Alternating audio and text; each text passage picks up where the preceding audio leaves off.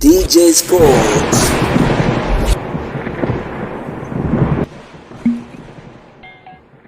Nangi wa kibabe kwelikweli, moja kati ya mchezo unakutanisha kati ya Zimbabwe dhidi ya South Africa, moja kati ya mtanange ambao so far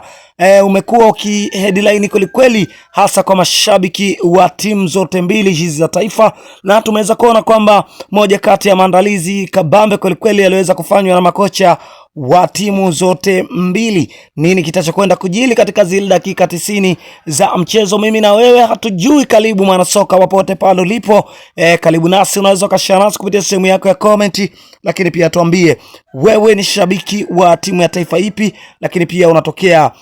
maeneo gani, basi nasi tutapata kuiona hapa comment yako. Cha kufanya tu ni kustay tuned kwa ajili ya kupata more update kuhusiana na michuano ya AFCON, ambapo kwa hivi sasa tunafahamu ni michuano ambayo inafuatiliwa kwa ukubwa wa aina yake hapa barani Afrika, moja kati ya michuano ambayo imekuwa iki headline kweli, hasa kulingana na mvuto ambao unaoonyeshwa katika viwanja tofauti. Mwaka 2025 bila shaka AFCON hii inachezeka hapo Morocco, na hivyo tumeweza kuona kwamba miongoni mwa mambo kadha yalikuwa yakiendelea katika kuhakikisha jitihada zote za michuano ya AFCON zina